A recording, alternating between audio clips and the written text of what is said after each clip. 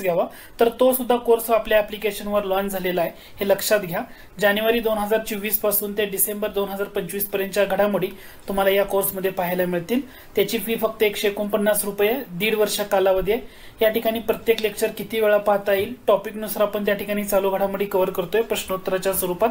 याच्या पीडीएफ सुद्धा तुम्हाला डाउनलोड करता येतील आणि रिव्हिजनसाठी तुम्हाला या कोर्सचा, सगळ्या कोर्सचा जास्तीत जास्त फायदा होईल. ठीक आहे, तर तुम्ही जॉईन करा. तुमच्या मित्रातील ज्या विविध योजना आहेत त्या योजनांचा योग्य क्रम लावा असं विचारले.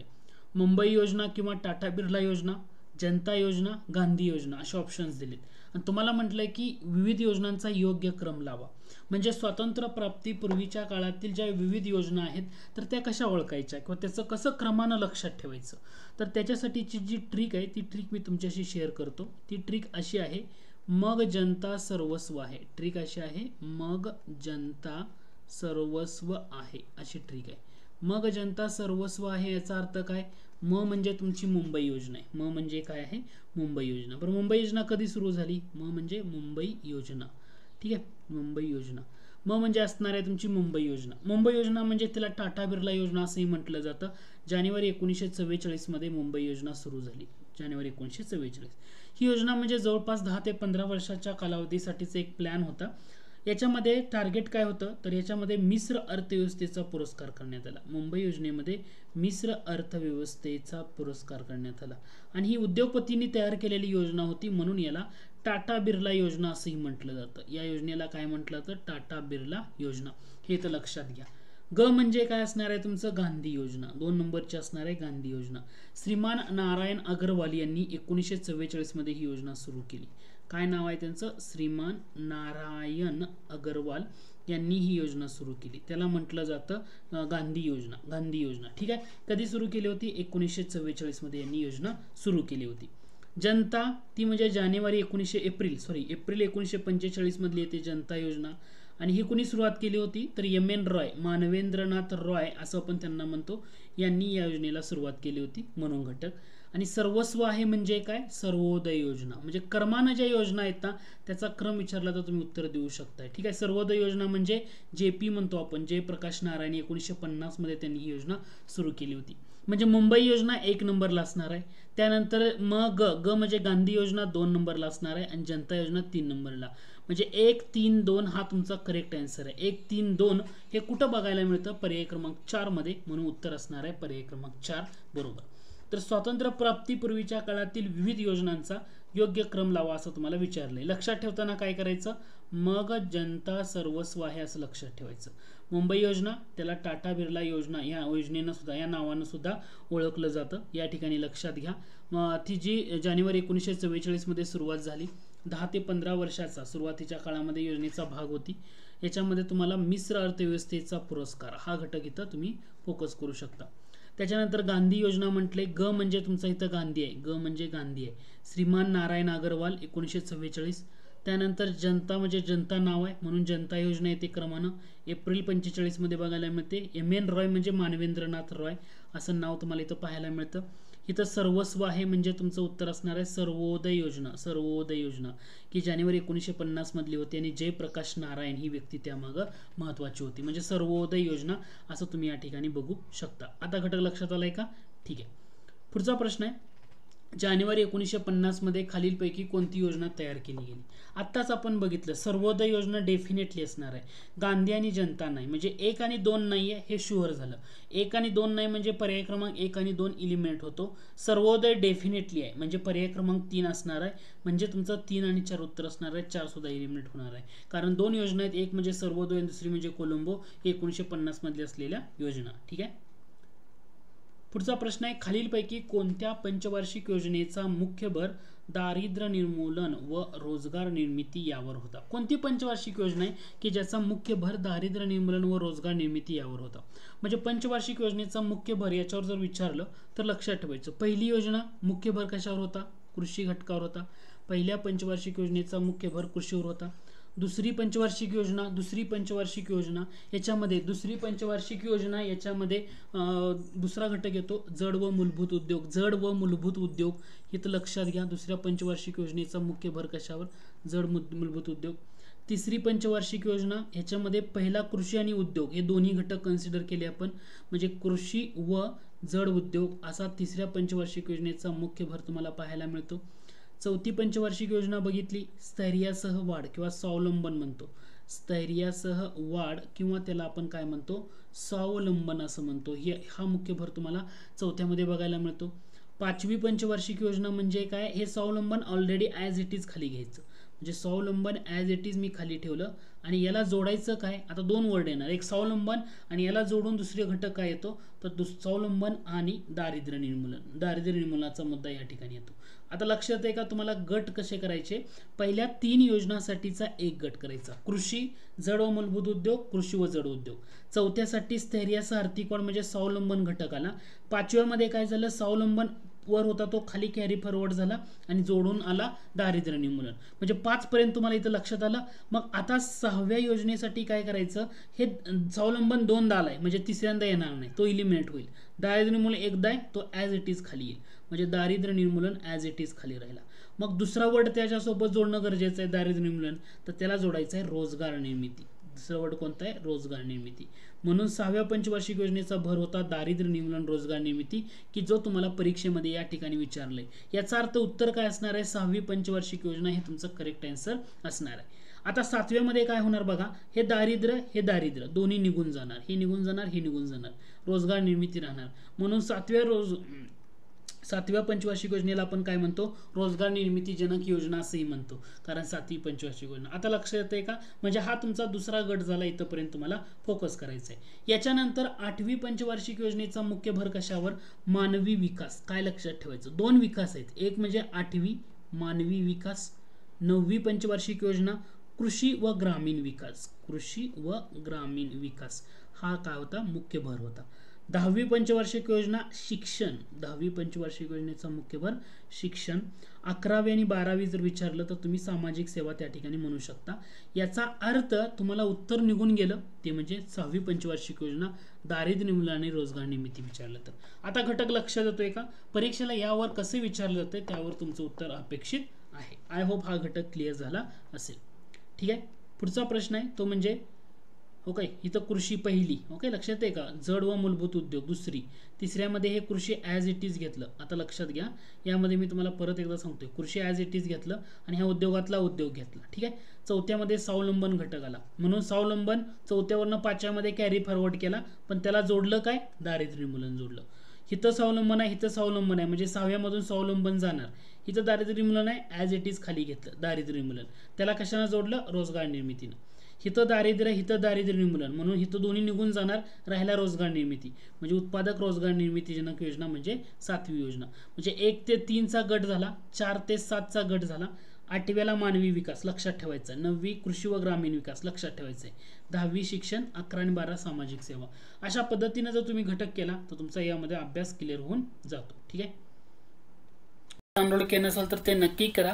गुगल प्ले स्टोअरवर जाऊन MPSC tricks by Ajay Kumar या नावानं आपला अँड्रॉइड ॲप आहे, ते अँड्रॉइड ॲप डाउनलोड करा. हे ॲप डाउनलोड केल्यानंतर वेगवेगळे कोर्सेस तुम्हाला त्या ठिकाणी पाहायला मिळतील. सध्या आपला आधुनिक भारताचा इतिहास यावर डिटेलमध्ये असणारा कोर्स लॉन्च झालेला आहे आणि या कोर्समध्ये आपण खूप चांगल्या पद्धतीनं या ठिकाणी कव्हर केले. प्रत्येक टॉपिकनुसार प्रश्नोत्तरांची सिरीज आहे आणि हे 900 प्रश्न आहेत त्यामध्ये तुम्हाला. ठीक आहे, सरावासाठी 300 असे एकूण 1200 प्रश्न त्यामध्ये पाहायला मिळतील. आणि या कोर्सची फी 249 म्हटले, पण तिथे सध्या डिस्काउंट ऑफर आहे. इथे या कोर्सची फी फक्त 219 रुपये आहे.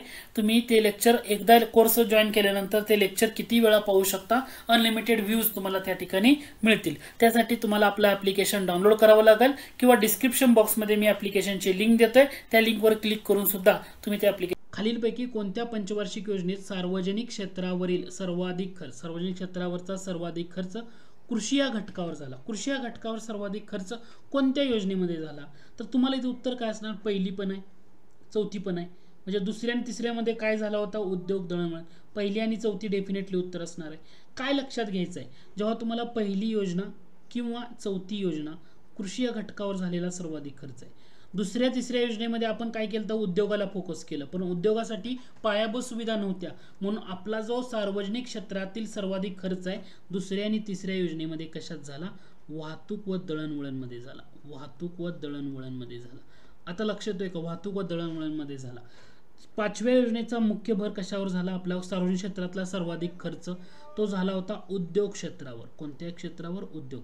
म्हणजे पाचव्या पंचवार्षिक योजनेत सार्वजनिक क्षेत्रावरील सर्वाधिक खर्च उद्योग क्षेत्रावर झाला. 6, 7, 8 आणि 9 या पंचवार्षिक योजनेमध्ये सर्वाधिक खर्च कुठं झाला? तर हा ऊर्जा सेक्टरवर झाला. ऊर्जा सेक्टरवर. आणि 10, 11 आणि 12 हा सर्वाधिक खर्च कुठं झाला? सामाजिक सेवा या क्षेत्रावर. सामाजिक सेवा या क्षेत्रावर. म्हणजे 1 ते 4 कृषी, 2 ते 3 वाहतूक दळणवळण, 5 उद्योग, 6 ते 9 ऊर्जा, 10 ते 12 सामाजिक सेवा. काय विचारले? कृषी या घटकावर पहिली आणि चौथी. दुसरी आणि तिसरीचा भर काय येणार नाही, म्हणून उत्तर पैकी आणि 4. ही दुसरी आणि तिसरी म्हणजे तुमचं काय असणार आहे या ठिकाणी? की वाहतूक आणि दळणवळण. कळालं का? लक्षात आलं? हा मुद्दा या ठिकाणी फोकस करा. ठीक आहे. पुढचा प्रश्न आहे, म्हणजे लक्षात आहे 1 लाख कृषी, 1 लाख कृषी, 2 आणि 3 इथं तो घटक फक्त समजून घ्या. एकदा समजल्यानंतर तुम्हाला प्रॉब्लेम येणार नाही. 2 आणि 3 वाहतूक दळणवळण. लक्षात येते? वाहतूक दळणवळण. ठीक आहे. अशा पद्धतीनं तुम्ही या ठिकाणी फोकस करू शकता. ठीक आहे. 4 लाख कृषी आहे, 5 ला उद्योग आहे, 6 ते 9 ला ऊर्जा आहे, 10 ते 12 ला सामाजिक सेवा आहे. आता हे या ठिकाणी क्लिअर झालं असेल. ठीक आहे. ओके. जाऊया पुढच्या प्रश्नाकडे. पुढचा प्रश्न होता, खालीलपैकी कोणत्या पंचवार्षिक योजनेत 3,40,00,000 लोकांसाठी रोजगार निर्मिती हे उद्दिष्ट ठेवण्यात आलं? 3,40,00,000 रोजगार निर्मिती उद्दिष्ट कोणत्या पंचवार्षिक योजनेमध्ये ठेवण्यात आलं होतं? दुसरी, 6वी, 7वी की 8वी? आता इथं तुम्हाला घटक काय लक्षात घ्यायचं आहे? आता याचं उत्तर आहे 6वी. तुम्हाला नाही एकूण 2 आणि 3, 5 आणि 6 एकूण 6 पंचवार्षिक योजना लक्षात ठेवायच्या की ज्याच्यामध्ये रोजगार निर्मितीचं टार्गेट होतं. रोजगार निर्मितीचं टार्गेट होतं. एवढ्या 6 पंचवार्षिक योजना लक्षात ठेवल्या तर तुमचा या ठिकाणचा बराचसा भाग क्लिअर होतो. आता मी घटक काय सांगतोय त्याच्याकडे थोडंसं फोकस करा. ठीक आहे. पहिला घटक येतो, पहिली पंचवार्षिक योजना येते. इथं मी तुम्हाला स्लाइड दाखवतोय. दुसऱ्या पंचवार्षिक योजना महत्वाची की ज्याच्यामध्ये पहिल्यांदा असं रोजगार निर्मितीचं टार्गेट ठेवलं आणि ते टार्गेट होतं 10 ते 12 लाख नव्याने रोजगार निर्मिती करणं हे टार्गेट होतं. म्हणजे दुसरी पंचवार्षिक योजना 10 ते 12 लाख नव्याने रोजगार निर्मितीचं टार्गेट होतं. 6वी पंचवार्षिक योजना जी होती या 6व्या पंचवार्षिक योजनेमध्ये 3,40,00,000 लक्षात घ्या. 3,40,00,000 लोकांसाठी रोजगार निर्मितीचं टार्गेट हे 6व्या पंचवार्षिक योजनेमध्ये ठेवण्यात आलं. 9वी पंचवार्षिक योजनेमध्ये किती ठेवण्यात आलं? 53 दशलक्ष अतिरिक्त रोजगार निर्मिती, म्हणजे 5.3 कोटी अतिरिक्त रोजगार निर्मितीचं लक्ष. 53 दशलक्ष म्हणजे किती येणार आहे या ठिकाणी? 5.3 करोड एवढे रोजगार निर्मिती. 10व्या पंचवार्षिक योजनेमध्ये काय म्हटलं की दरवर्षी 10 लाख रोजगार निर्मिती, 10 दशलक्ष म्हटले. म्हणजे इथं म्हणजे तुम्हाला दरवर्षी म्हणजे पंचवार्षिक योजना 5 वर्षाची, म्हणजे इथं सुद्धा 50 दशलक्ष रोजगार निर्मितीचं लक्ष होतं, म्हणजेच 5 कोटीचं लक्ष होतं 10व्यामध्ये. 11वी पंचवार्षिक योजना जर बघितली याच्यामध्ये लक्ष होतं 58 दशलक्ष रोजगार निर्मिती, म्हणजे 5.8 कोटी. आणि 12वी पंचवार्षिक योजनेमध्ये टार्गेट होतं गैर कृषी क्षेत्रात 50.3 दशलक्ष रोजगार निर्मिती. एवढाच घटक तुम्हाला फोकस करायचा आहे की याच्यामध्ये तुम्हाला काय लक्षात घ्यायचं आहे? दुसऱ्या पंचवार्षिक योजनेतलं टार्गेट किती, तिसऱ्यामधलं किती, म्हणजे दुसरी, 6वी, 9, 10, 11 आणि 12 याचा गट आहे. 10 ते 12 लाख दुसरी, 3 कोटी ते 40 लाख 6वी, 53 दशलक्ष 9वी, दरवर्षी 10 दशलक्ष म्हणजे 5 वर्षामध्ये 50 दशलक्ष 10वी, 11वी म्हटलं 58 दशलक्ष आणि 12वी म्हटलं 50.3 दशलक्ष हा घटक असणार आहे. विचारलं काय होतं? 3,40,00,000. 3,40,00,000 कुठं दिसतंय यामध्ये? तुम्हाला 6व्या योजनेमध्ये दिसतंय. याचा अर्थ करेक्ट उत्तर आहे 6वी पंचवार्षिक योजना, हे तुमचं करेक्ट आन्सर आहे. घटक लक्षात येतोय का? अशा घटकाला तुम्हाला फोकस करणं गरजेचं आहे.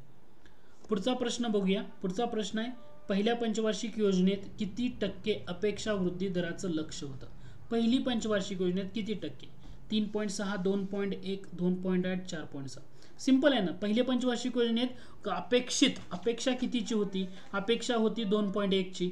आपण साध्य किती केलं? 3.6 केलं. अपेक्षा होती 2.1 ची पण साध्य किती केलं? 3.6 केलं.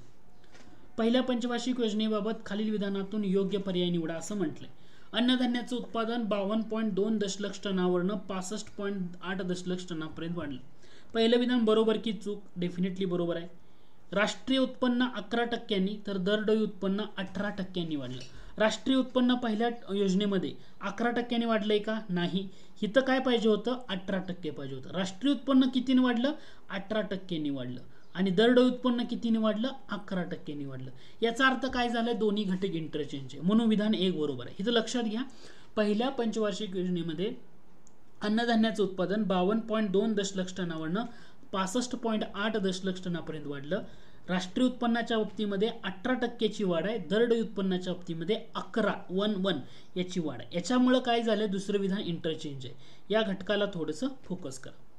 पुढचा प्रश्न आहे, पहिल्या पंचवार्षिक योजनेत सप्टेंबर 1951 मध्ये पहिल्या IITची मान्यता देण्यात आली. कोणत्या ठिकाणी पहिली IIT स्थापन करण्यात आली? मद्रास, मुंबई, खरगपूर का दिल्ली? करेक्ट आन्सर येतं याचं खरगपूर. पहिली IIT कुठं स्थापन करण्यात आली? खरगपूरला स्थापन करण्यात आली होती. पश्चिम बंगालमध्ये येतं ते ठिकाण. आणि त्यानंतर बराचसा घटक पास झाला, म्हणजे IIT कायदा जो 1961चा म्हणजे इन्स्टिट्यूट ऑफ टेक्नॉलॉजी ऍक्ट म्हणतो तो संमत करण्यात आला आणि बऱ्याच ठिकाणी स्थापन करण्यात आलं. म्हणजे इथं तुम्हाला पहिल्या IITची खरगपूरला स्थापना झाली, पश्चिम बंगाल. देशभर IIT साठी 1961 मध्ये जो इन्स्टिट्यूट ऑफ टेक्नॉलॉजी ऍक्ट आहे, institute of technology act IIT act म्हणलं आता 1961चा, तो संमत केला आणि बऱ्याच ठिकाणी झाली. पण पहिली कुठं झाली? तर ती झाली होती खरगपूरला. हे येतं लक्षात घ्या. पुढचा प्रश्न असेल तर ते नक्की करा. गुगल प्ले स्टोअरवरनं MPSC tricks by Ajay Kumar या नावानं आपलं ॲप्लिकेशन आहे, ते डाउनलोड करा. ॲप्लिकेशन डाउनलोड केल्यानंतर आपला भारतीय राज्यघटनेचा कोर्स आहे. 550च्या वर प्रश्न आहेत, संदर्भाचे स्पष्टीकरण. 6 महिन्याचा कालावधी कोर्स आपला आलाय. टॉपिकनुसार प्रश्नोत्तरे सिरीज आपण त्यामध्ये कव्हर केलेली आहेत. तुम्ही किती लेक्चर किती वेळा पाहू शकता. आणि या कोर्सची किंमत फक्त 199 रुपये आहे, हे लक्षात घ्या. आणि हे ॲप्लिकेशन तुम्हाला डाउनलोड करा गुगल प्ले स्टोअरवरनं किंवा डिस्क्रिप्शन बॉक्समध्ये लिंक आहे, त्या लिंकवर क्लिक करून सुद्धा तुम्ही हे. पहिल्या पंचवार्षिक योजनेत दामोदर खोरे विकास प्रकल्प उभारण्यात आला. खालीलपैकी कोणतं विधान या बाबतीत बरोबर आहे ते ओळखा.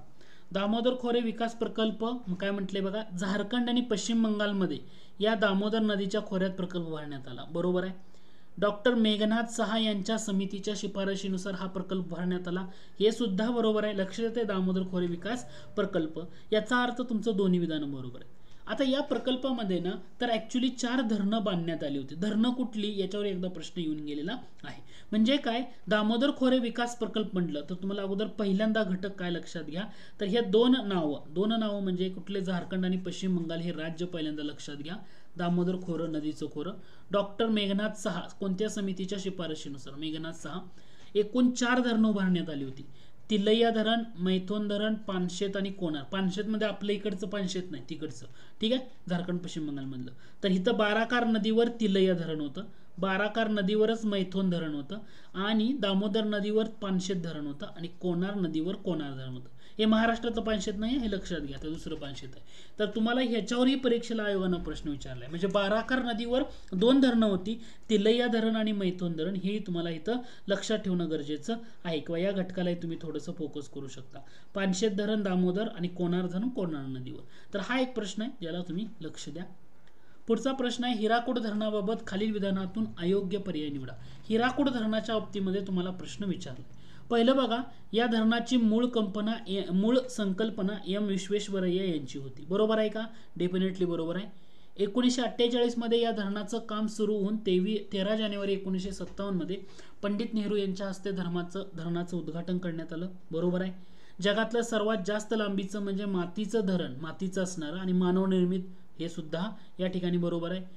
ओरिसामध्ये संबलपूर जवळ महानदीवर हे धरण उभारले 1957. ओरिसा, संबलपूर, महानदी, हे सुद्धा बरोबर आहे. म्हणजे येतं कोणतं अयोग्य आहे? कोणतंच अयोग्य नाही. आता लक्षात घ्या, जवळपास हे किती किलोमीटर लांबीचं मातीचं धरण आहे? 26 किलोमीटर लांबीचं मातीचं धरण म्हणून हिराकूड धरणाला ओळखलं जातं, की जे पहिल्या पंचवार्षिक योजनेमध्ये हे चर्चेत आलेला घटक होता. ठीक आहे. आणि या धरणाचं उद्घाटन कोणाच्या हस्ते झालं? या धरणाचं जे उद्घाटन आहे तर हे 13 जानेवारीला म्हटलं ना, उद्घाटन, पंडित नेहरूंचं नाव लक्षात घ्या.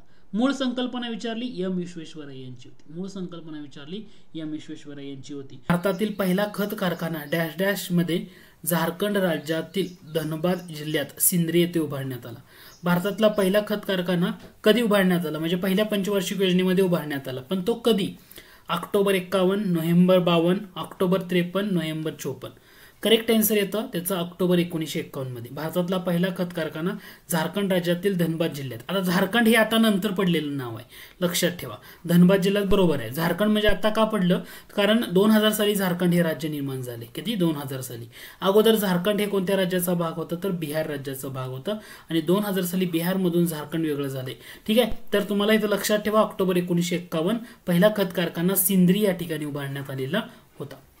पुढचा प्रश्न आहे, दोन विधानं दिलेली आहेत, म्हणजे तुमची लक्षात येईल ऑक्टोबर 1951. ओके, पुनर्रचना 1974 मध्ये झाली आणि 2002 पासून हा सिंद्रीयतला खत कारखाना बंद करण्यात आला. पुढचा प्रश्न आहे, दोन विधानं दिलीत, 3 विधान आहेत, अयोग्य विधान ओळखा असं म्हटलेलं आहे. अयोग्य विधान ओळखा. पहिला घटक आहे 2 ऑक्टोबर 1952, पहिली तारीख दिली तुम्हाला 2 ऑक्टोबर 1952. सामुदायिक विकास कार्यक्रमाची रूपरेषा जाहीर करण्यात आली. सामुदायिक विकास कार्यक्रम म्हणजे कम्युनिटी डेव्हलपमेंट प्रोग्राम, याची रूपरेषा. 2 ऑक्टोबर 1952 डेफिनेटली बरोबर आहे, म्हणजे पहिलं विधान बरोबर आहे. ग्रामीण क्षेत्राच्या सर्वांगीण विकासासाठी पंचवार्षिक योजनेला गती मिळवून देण्यासाठी योजना सुरुवात झाली, बरोबर आहे डेफिनेटली. दुसरा घटक आहे यामध्ये तुम्हाला समुदाय विकास कार्यक्रमाची चांगली अंमलबजावणी व्हावी म्हणून कायमस्वरूपी विकासात्मक संस्था स्थापन करण्याच्या उद्देशानं 1953 मध्ये राष्ट्रीय विस्तार योजना सुरू करण्यात आली, म्हणजे नॅशनल एक्सटेन्शन सर्व्हिस 1953 मध्ये सुरू झाली. आता हा पॉइंट घेण्याचं कारण काय आहे, हे सुद्धा विधान बरोबर आहे की तुम्हाला दोन घटकामध्ये कन्फ्युजन होता कामा नये. परीक्षेला काय केलं जातं, सामुदायिक विकास कार्यक्रम किंवा कम्युनिटी डेव्हलपमेंट प्रोग्राम हे केव्हा सुरू केला, 2 ऑक्टोबर 1952 ही तारीख लक्षात येणं गरजेचं आहे. आणि दुसरा घटक आहे त्याच्यामध्ये तो म्हणजे राष्ट्रीय विस्तार योजना. हे सुद्धा दोन्ही घटक एकमेकांपासून वेगळे आहेत. नॅशनल एक्सटेन्शन सर्व्हिस हे 1953 मध्ये सुरू करण्यात आलेलं होतं. यासाठी तुम्हाला इथं वरीलपैकी कोणतेही नाही करेक्ट आन्सर आहे, पण हा घटक या ठिकाणी नीट समजून घ्या. ठीक आहे, महत्वाचा म्हणजे सांगण्याचा उद्देश एकच आहे, सामुदायिक विकास कार्यक्रम, राष्ट्रीय विस्तार योजना याच्यामध्ये कन्फ्युजन करून घ्यायचं नाही. ठीक आहे, पुढचा प्रश्न आहे, तुम्हाला 4 विधानं दिलीत आणि म्हटले कोणतं विधान बरोबर आहे ते ओळखा. पहिल्या पंचवार्षिक योजनेमध्ये पहिला विधान, भारताने अन्नधान्याची आयात करण्यासाठी अमेरिकेबरोबर 1956 मध्ये PL 480 करार केला. PL म्हणजे पब्लिक लॉ. PL म्हणजे काय म्हटलं जातं, पब्लिक लॉ, म्हणजे अमेरिकेचा पब्लिक लॉ आहे तो, आणि पब्लिक लॉ क्रमांक किती आहे, 480. म्हणून PL म्हणजे फूड फॉर पीस कायदा होता. याच्या अंतर्गत अमेरिका काय करत होतं, तर इतर देशांना अन्नधान्याचा पुरवठा करत होतं. म्हणून PL 480 हा करार केला, हे बरोबर आहे, कारण आपल्यामध्ये अन्नधान्याच्या कमतरतेमुळे. ठीक आहे, या कराराअंतर्गत भारतात गहू आयात करण्यात आला, बरोबर आहे. दुर्दैवाने यात गाजर गवत याचे बी असल्यामुळे ते भारतात पसरलं. गाजर गवत म्हणजे त्याला आपण ग्रामीण भाषेमध्ये काँग्रेस गवत म्हणतो. काँग्रेसच्या काळामध्ये आलं म्हणून त्याला काँग्रेस, की तुम्ही बऱ्याच वेळा बघता बघा की त्या टाईपचे बी तुम्हाला भारतामध्ये ग्रामीण भागामध्ये मोठ्या प्रमाणात पाहायला मिळतात. हे सुद्धा विधान बरोबर आहे, म्हणजे वरीलपैकी सर्व विधानं बरोबर आहेत. या पॉइंट मधला महत्वाचा मुद्दा काय की तुम्हाला 1956 मध्ये PL 480 करार करण्यात आला.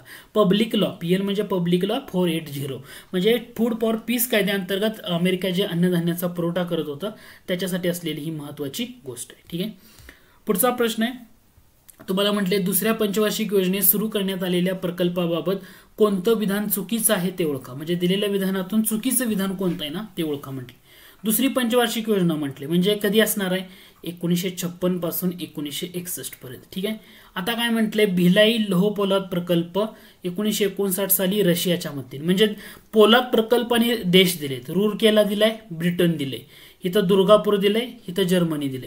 म्हणजे तुम्हाला एक्झॅक्टली ओळखायचं ह्यातलं करेक्ट कोणतं किंवा चुकीचं कोणतं तो घटक तुम्हाला इथं समजून घ्यायचा आहे. भिलाई म्हटलं, भिलाई लोह पोलाद प्रकल्प कोणाच्या मदतीनं, रशियाच्या, म्हणजे पहिलं विधान डेफिनेटली बरोबर आहे.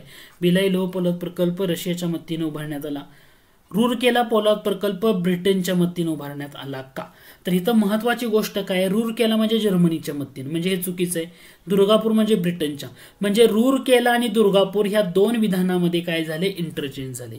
जर तुम्हाला रूरकेला पोलाद प्रकल्प म्हटलं, रूरकेला पोलाद प्रकल्प, तर तुमचं उत्तर पाहिजे पश्चिम जर्मनी, जर्मनीचा जो भाग होता तो पश्चिम जर्मनीचा. आणि दुर्गापूर पोलाद प्रकल्प म्हटलं, दुर्गापूर, तर तुमचं उत्तर पाहिजे ब्रिटन. पण इथं काय म्हटले, दुर्गापूरला जर्मनी दिले, याचा अर्थ 2 आणि 3 चुकीचं आहे, म्हणजे पर्याय क्रमांक 2 हे तुमचं करेक्ट आहे. आता घटक लक्षात आहे, पर्याय क्रमांक 2 हे करेक्ट आहे, कारण दोन्ही इंटरचेंज झाले. दुसरं महत्वाची गोष्ट म्हणजे दुसऱ्या पंचवार्षिक योजनेमध्ये 2 खत कारखाने उभारण्यात आले. इथं घटक फक्त लक्षात घ्या. दुसऱ्या पंचवार्षिक योजनेमध्ये 2 खत कारखाने म्हणजे कोणते? एक होता नानगल या ठिकाणी उभारलेला आणि दुसरा होता रूरकेला. म्हणजे दुसऱ्या पंचवार्षिक योजनेमध्ये रूरकेला या ठिकाणी लोहपोलाद प्रकल्प पण आहे आणि खत कारखाना पण आहे. हा घटक तुम्हाला इथं लक्षात ठेवणं गरजेचं आहे. दुसऱ्या पंचवार्षिक योजनेचे उपाध्यक्ष कोण होते? टी कृष्णमाचारी होते. काय नाव होतं त्यांचं? टी कृष्णमाचारी हे उपाध्यक्ष होते. पीसी महालनोबिस प्रतिमानाचा आपण या ठिकाणी वापर केलेला होता. पीसी महालनोबिस म्हणजे त्यांनी कोणतं प्रतिमान सुचवलं होतं?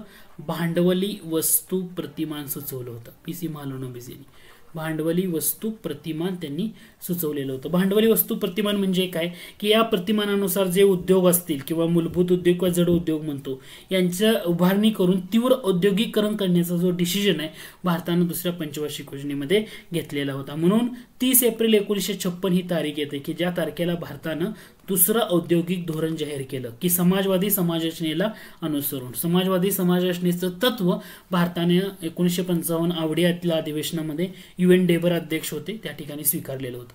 म्हणून दुसऱ्या पंचवार्षिक योजनेबाबतीत जेव्हा विचारलं जाईल खत कारखाने 2 नानगेल रूरकेला, उपाध्यक्ष टी कृष्णमाचारी, प्रतिमान आपण स्वीकारलं पीसी महालनोबिस प्रतिमान. इथं लक्ष द्या. महालनोबिस यांनी कोणतं प्रतिमान सुचवलं होतं? भांडवली वस्तू प्रतिमान त्यांनी सुचवलं होतं आणि याच्यानुसार भांडवली उद्योग, मूलभूत उद्योग आणि अवजड उद्योग यांच्यानुसार तीव्र औद्योगिकरण म्हणजे दुसरं आपण फोकस केला ना औद्योगिकरणाला दुसऱ्या पंचवार्षिक योजनेमध्ये. आणि 30 एप्रिल 1956 ही तारीख येते की ज्या दिवशी भारताचं दुसरं औद्योगिक धोरण जाहीर करण्यात आलं की जे समाजवादी समाजरचनेला अनुसरून होतं. हा घटक तुम्हाला इथं लक्षात घेणं गरजेचं आहे. घटक फक्त समजून घेत चला आणि त्याचं अनालिसिस करत चला. हा घटक खूप महत्वाचे आहेत. पंचवार्षिक योजना हा टॉपिक ही त्यासाठी जास्त इम्पॉर्टंट ठरतो. ठीक आहे, जाऊया मग पुढच्या प्रश्नाकडे. पुढचा प्रश्न आहे तुम्हाला दिले खालील विधानामधून योग्य पर्याय निवडा. 3 विधानं दिली त्यांनी म्हटले योग्य पर्याय कोणता आहे ते निवडा. पहिल्या पंचवार्षिक योजनेचा मुख्य भर हा कृषी क्षेत्रावर होता. पहिलं विधान बरोबर आहे की नाही? आता तुम्ही विचार करा पहिली पंचवार्षिक योजना मुख्य भर कृषी बरोबर आहे कारण पहिली पंचवार्षिक योजना म्हणजे आपली कधीची होती 1956 ते 1961 पहिल्यांदा 51 ते 56 1951 ते 1956 म्हणजे डेफिनेटली कृषीवर भर होता. पहिलं विधान बरोबर आहे. दुसरं विधान आहे 2 ऑक्टोबर 1952 आपण मगाशीच बघितलं समुदाय विकास कार्यक्रमाची रूपरेषा जाहीर करण्यात आली. दुसऱ्या पंचवार्षिक योजनेमध्ये नानगल आणि दुर्गापूर येथे खत कारखाने उभारण्यात आले. आता लक्षात घ्या आपण दुसऱ्या पंचवार्षिक योजनेमध्ये या ठिकाणी काय म्हटलं होतं? खत कारखाने नानगेल आणि रूरकेला. इथं तुम्हाला देताना विधान काय म्हटले? आता प्रश्न देताना तुम्हाला बघा इथं नानगल आणि दुर्गापूर दिले याचा अर्थ चुकीचा आहे. या ठिकाणी पाहिजे होतं रूरकेला. दुसऱ्या पंचवार्षिक योजनेमध्ये 2 खत कारखाने उभारण्यात आले. एक होता नानगल आणि दुसरा होता रूरकेला. याचा अर्थ हे विधान चुकीचं आहे. याचा अर्थ हे विधान चुकीचं आहे. म्हणून पर्याय क्रमांक 1 हे त्या ठिकाणी तुमचं बरोबर आहे. फक्त 1 आणि 2 बरोबर. हे आता लक्षात येतंय. हा घटक समजतोय. याच्याकडे थोडंसं फोकस करू शकता. ठीक आहे, पुढचा प्रश्न आहे खाली विधानातून अयोग्य विधान निवडा म्हटले. तिसरी पंचवार्षिक योजना याचा कालावधी 1 एप्रिल 1961 ते 31 मार्च 1966 असा होता. बरोबर आहे. या योजनेचा मुख्य भर तिसऱ्या पंचवार्षिक योजनेचा कृषी आणि मूलभूत उद्योग झालं होतं असं की आपण पहिल्या पंचवार्षिक योजनेमध्ये कृषी घटकाला फोकस केलं. दुसऱ्या पंचवार्षिक योजनेमध्ये मूलभूत व जड उद्योग उद्योग घटकाला फोकस केलं. पण आपल्या असं लक्षात आलं की कृषीला सोडून आपल्याला जमत नाही. उद्योगाचा विकास करायचा पण कृषीला सोडून जमणार नाही. म्हणून तिसऱ्या पंचवार्षिक योजनेमध्ये आपण कृषी आणि मूलभूत उद्योग या योजनेचा मुख्य भर ठेवला. म्हणजे हे सुद्धा विधान बरोबर आहे. या योजनेसाठी धनंजयराव गाडगीळ यांनी या प्रतिमानावर आधारित the mathematical framework of third plan असा आराखडा तयार केला होता. आता लक्षात घ्या धनंजयराव गाडगीळ जेव्हा नाव येईल तर हे तिसऱ्या पंचवार्षिक योजनेचा आराखडा त्यांनी नाही तयार केला. धनंजयराव गाडगीळ म्हणलं की चौथी पंचवार्षिक योजना. चौथी म्हणजे कधीचे 1969 ते 1974 हा कालावधी मिळतो. याचा earth the mathematical framework of third plan हा कालावधी हे कोणाचा आहे तर याचं करेक्ट आन्सर येतं सुकुमाय चक्रवर्ती. काय नाव येतं? सुकुमाय चक्रवर्ती यांचा प्रतिमानावर आधारित असणार. म्हणजे धनंजयराव गाडगीळ या ठिकाणी सुकुमाय चक्रवर्ती असतं तर तुमचं ते विधान करेक्ट ठरलं असतं. लक्षात घ्या तिसरी पंचवार्षिक योजना म्हणजे तुम्ही कधी सुरू केली होती? 1961 ला सुरू केली होती आणि 1966 पर्यंत तुम्हाला ती योजना चाललेली बघायला मिळते. म्हणजे ह्या ठिकाणी घटक लक्षात आला. म्हणजे तुमचं उत्तर असणार आहे पर्याय क्रमांक 3 हे काय तुमचं अयोग्य आहे. आता आपण मूळ प्रश्नाकडे परत एकदा जाऊया. इथं बघा तुम्हाला तिसरी पंचवार्षिक योजना 1 एप्रिल 1961 ते 31 मार्च 1966 हा घटक. कृषी व मूलभूत उद्योग हा त्याचा मुख्य भर होता. प्रतिमान होतं महालनोबिस आणि सुकुमाय चक्रवर्ती. आता लक्षात आहे का, सुकुमाय चक्रवर्ती यांच्या या प्रतिमानावर आधारित the mathematical framework of third plan असा आराखडा तयार करण्यात आलेला होता. Mathematical framework of third plan. आता हे तर तुम्हाला घटक लक्षात आला असेल. ठीक आहे, जाऊया पुढच्या प्रश्नाकडे. पुढचा प्रश्न आहे जोड्या जुळवा आणि योग्य पर्याय शोधा असं म्हटले. पहिली, दुसरी, 5वी आणि 10वी असा घटक तुम्हाला इथं दिलाय. आता पहिली पंचवार्षिक योजनेमध्ये कृषी म्हणजे शेतीला प्राधान्य दिलं. म्हणजे पहिलीला कृषी शेती हा घटक येतोय. म्हणजे 1 ला 3 पाहिजे, म्हणजे पहिला ऑप्शन एलिमेंट होतो आणि तिसरा ऑप्शन एलिमेंट होतो. म्हणजे उत्तर असताना 2 किंवा 4 मध्ये असणार आहे, कारण इथं 3 आहे, इथं 3 आहे. म्हणजे घटक कळलं. दुसऱ्या पंचवार्षिक योजनेमध्ये जलद औद्योगिकरणाला फोकस केला. म्हणजे 2 ला 1 कुठं इथं आहे, पण 1 ला 3 इथं आहे. म्हणजे पर्याय क्रमांक 2 हे तुमचं करेक्ट आन्सर आहे. पर्याय क्रमांक 2 हे करेक्ट आहे. 3, 1, 5वी म्हणजे 4, 10वी म्हणजे जीवनमानाचा दर्जा उंचवणे हा घटक तुमचा इथे येतो. घटक लक्षात येतो का, पहिल्यामध्ये शेतीला प्राधान्य दिलं, दुसऱ्या योजनेमध्ये जलद औद्योगिकरण, 5व्यामध्ये गरिबी हटाव आणि 10वी म्हणलं तर तुमचं ऑप्शन एलिमेंट मेथड इथं वापरा. पुढचा प्रश्न आहे India's economic planning in its broader setting हे पुस्तक खालीलपैकी कोणी लिहिलं. India's economic planning in its broader setting हे पुस्तक कोणी लिहिलं. Gunnar Myrdal, sir William Ashley, doctor Babasaheb Ambedkar, Dhananjayrao Gadgil. तर याचं करेक्ट आन्सर आहे Gunnar Myrdal. India's economic planning in its broader setting हे पुस्तक कोणी लिहिलंय, गुन्नार मिडल. म्हणजे यांच्या या पुस्तकावर आधारित असणारा, या पुस्तकातूनच ऍक्च्युली रोलिंग प्लॅन ही कन्सेप्ट आली. रोलिंग प्लॅन ही कन्सेप्ट त्यांनी मांडली. रोलिंग प्लॅन म्हणजे काय म्हणतो, त्याला आपण सरकती योजना म्हणतो. त्याला काय म्हणतो, सरकती योजना. तर त्यांनी या पुस्तकातून ही रोलिंग प्लॅन आहे ना ती वैज्ञानिक स्वरूपात मांडण्याचा प्रयत्न केला. वैज्ञानिक स्वरूपात मांडण्याचा प्रयत्न केला. मग प्रश्न असा पडतो की सरकती योजना भारतामध्ये खालीलपैकी कोणत्या कालावधी दरम्यान होती असं विचारलं. सरकती योजना किंवा रोलिंग प्लॅन भारतातल्या कोणत्या कालावधी दरम्यान होती. मग इथं तुम्हाला 78 ते 83, 66 ते 69, 78 ते 80, 80 ते 83. मग लक्षात येईल रोलिंग प्लॅन 1978 ते 1980 या कालावधी दरम्यान होती. आयोगाला तुम्हाला अशा टाईपचे प्रश्न हमखास विचारले जाण्याचे चान्सेस आहेत. ठीक आहे, याच्याकडे पण थोडंसं लक्ष द्या. पुढचा प्रश्न आहे नियोजन मंडळाचे पहिले उपाध्यक्ष विचारले. नियोजन मंडळाचे पहिले उपाध्यक्ष मॉन्टिंग सिंग अहलुवालिया, धनंजयराव गाडगीळ, पी.टी. कृष्णमाचारी का गुलजारीलाल नंदा. नियोजन मंडळाचे पहिले उपाध्यक्ष म्हटलं तर गुलजारीलाल नंदा. तुम्हाला विचारलं नियोजन मंडळाचे शेवटचे कोण, मॉन्टिंग सिंग अहलुवालिया. हे कधी होते, शेवटचे होते. तुम्हाला विचारलं होतं पहिले कोण आहेत, गुलजारीलाल नंदा. अध्यक्ष कोण असणार आहेत, तर हे पंतप्रधान असणार आहेत. ठीक आहे. खालील विधानातून अयोग्य पर्याय निवडा असं म्हणते. 3 विधानं दिली. भारतात 1 एप्रिल 1951 पासून आर्थिक नियोजनास सुरुवात करण्यात आली. बरोबर आहे. 12 योजना पूर्ण झाल्या का, की 12 योजना म्हणजे 12वी योजना जी होती आपली तर ती 2012 पासून 2017 या कालावधीमध्ये होती. पण आपण काय केलं यामध्ये, तर डायरेक्टली 2015ला नीती आयोग आणला. पंचवार्षिक योजना तिथंच बरखास्त केल्या. नीती आयोग कधी आणला, 1 जानेवारी 2015. म्हणजे 12वी पंचवार्षिक योजना आपली पूर्ण होण्या अगोदर आपण त्या ठिकाणी नीती आयोग आणला. याचा अर्थ 12 योजना पूर्ण झाल्या नव्हत्या. ओके, पूर्ण झाल्या आहेत म्हणजे झाल्याच नव्हत्या, ते कॅन्सल करून आपण नीती आयोग आणला. म्हणजे इथं 12वी योजना पूर्ण झालेली नाही. हा घटक तुम्हाला इथं लक्षात यायला पाहिजे किंवा हा घटक इथं महत्वाचा आहे. पंचवार्षिक योजना काळात 7 वार्षिक योजना राबवण्यात आल्या, तर ते उत्तर बरोबर असणार आहे. याचा अर्थ अयोग्य विचारले म्हणजे 1 आणि तुम्हाला काय विचारले यामधून अयोग्य का योग्य. आता इथं तुम्हाला अयोग्य म्हणण्यापेक्षा योग्य पर्याय निवडा असं विधान पाहिजे होतं. म्हणजे पहिलं आणि तिसरं योग्य राहते, दुसरं अयोग्य या ठिकाणी तुम्हाला राहू शकते. म्हणजे लक्षात येतोय 1966 ते 1969. आता 3दा खंड पडलाय ना आपल्या पंचवार्षिक योजनेत. 66 ते 69 या कालावधीमध्ये काय झालं, 66 ते 69 योजनेला सुट्टी म्हणतो आपण. याच्यावर आयोगाचा प्रश्न बऱ्याच वेळा आला. योजना सुट्टी कालावधी 66 ते 69. बरोबर आहे. मग दुसऱ्यांदा खंड पडला सरकती योजना रोलिंग प्लॅन 1978 ते 80. ओके, याला आपण सरकती किंवा रोलिंग प्लॅन म्हणतो, रोलिंग प्लॅन. ओके, आणि त्यानंतर 1990 ते 92 मध्ये खंड पडला. अशा 3 खंडामध्ये एकूण आपण 7 वर्षाच्या वार्षिक योजना राबवलेल्या होत्या. यामध्ये पंचवार्षिक योजना न राबवता वार्षिक योजना राबवल्या होत्या असा त्याचा अर्थ या ठिकाणी होतो. यावर पण थोडंसं फोकस करा. पुढचा प्रश्न आहे, आता त्यालाच धरून जाऊया. योग्य विधान ओळखा म्हटले. भारतात पंचवार्षिक योजनेमध्ये 2दा खंड पडला, 2दा नाही 3दा पडला. हे आपण आत्ताच्याच प्रश्नामध्ये बघितलं की भारतामध्ये पंचवार्षिक योजनेमध्ये 66 ते 69, 78 ते 80, 90 ते 92. याचा अर्थ 2दा नाहीये 3दा खंड पडला. आणि 66 ते 69च्या कालावधीला योजनेला सुट्टी म्हणतात, म्हणजे हे बरोबर आहे. म्हणजे दिलेल्या विधानामधून करेक्ट उत्तर कोणतं असणार आहे? पर्याय क्रमांक 2 बरोबर, हे तुमचं या ठिकाणी करेक्ट आन्सर असणार आहे. ठीक आहे. पुढचा प्रश्न आहे, म्हणजे लक्षात येते का, भारतात पंचवार्षिक योजना 3 प्रकारे खंड 3दा पडलाय. 7 वार्षिक योजना राबवल्या, 66 ते 69, 78 ते 80, 90 ते 92. ठीक आहे. पुढचा प्रश्न आहे, खालीलपैकी कोणत्या योजनेची उद्दिष्ट ही स्वावलंबन, सामाजिक न्यायासह आर्थिक वाढ व समतोल प्रादेशिक विकास होती? स्वावलंबन, सामाजिक न्यायासह आर्थिक वाढ म्हणजे 4थी पंचवार्षिक योजना. लक्षात ठेवा की 1 एप्रिल 1969 ला सुरुवात झाली 4थ्या पंचवार्षिक योजनेची आणि संपली कधी? 31 मार्च 1974, म्हणजे 4थी पंचवार्षिक योजनेबाबत.